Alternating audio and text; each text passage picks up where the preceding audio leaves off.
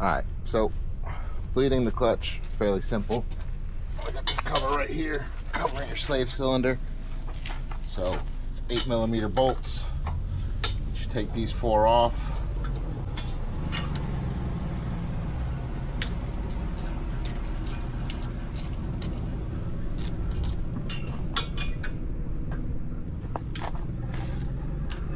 So you're also going to need some rubber tubing. I usually just have some type of bottle to catch the brake fluid in. You're also going to need DOT4 brake fluid. They always recommend using a new container because the brake fluid is hygroscopic and will absorb moisture out of the air the longer the container is open. And these containers don't have any kind of rubber or seal once they're open. So you're going to watch, you're going to have a washer. There's also grommets on either side that can very easily come out. They're simple to just fit back in place.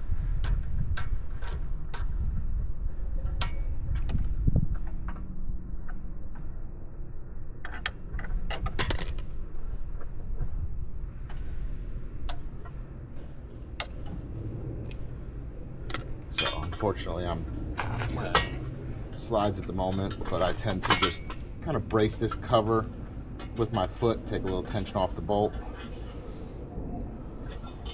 This is one of the spacers that the grommets fit on. So your top 2 8mm bolts are the long ones, the bottom they're nowhere near as long.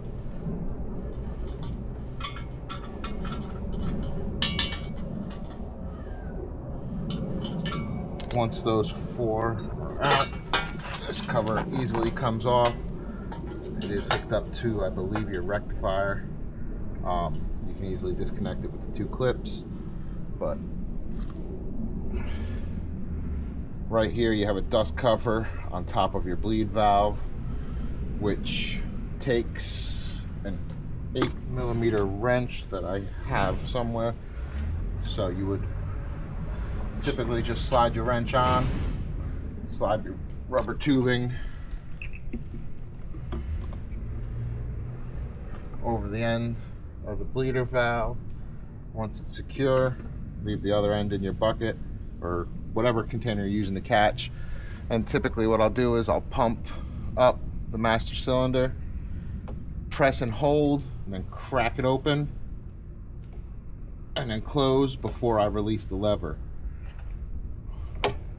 Hold it, crack it, close it, let go of the lever, and you're just going to repeat that process until you're no longer getting air. That being said, you'll take the cover off of the master cylinder. You'll have the metal cover, a plastic piece, and then the diaphragm.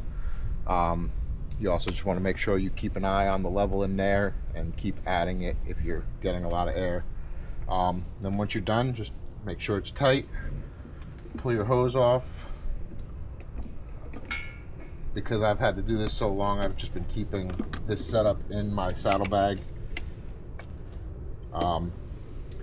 Take your wrench off, close your dust cover, and then it all goes back together. Just fit it in place.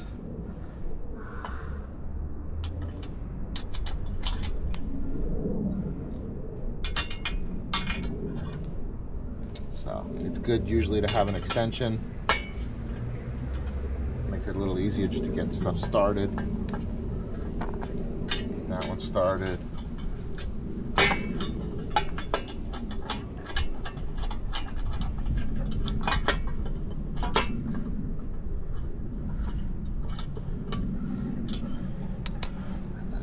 Bottom ones. I usually have to hold the shifter down a tiny bit just so it's not rubbing. Not so much in the way, just makes it easier.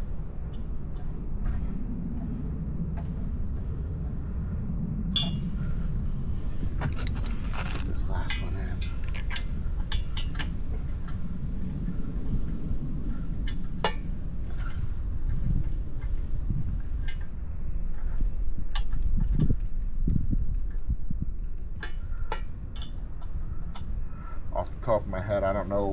torque specs for these bolts. I typically don't torque them with a torque wrench or anything. They're fairly small. You know, you can just give it the good old ugga-dugga by hand.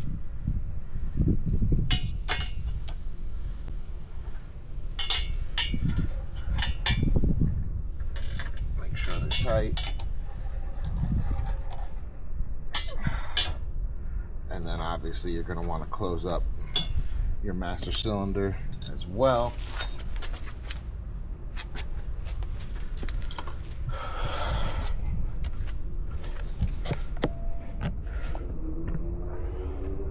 Just for some reference, your top cover has 2 Phillips screws.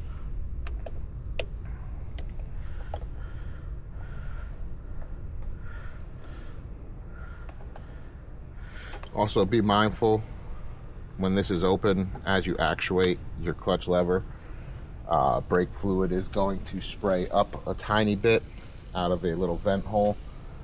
So it is good to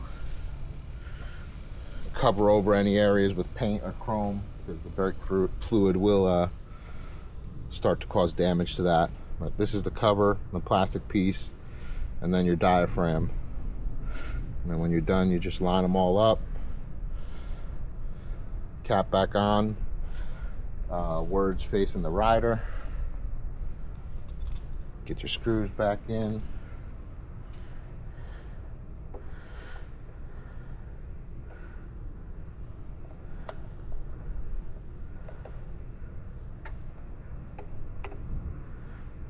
Just tighten them down, and that's it. There you go. That's bleeding the clutch. Fairly simple. Not very many tools needed. Hope it helps.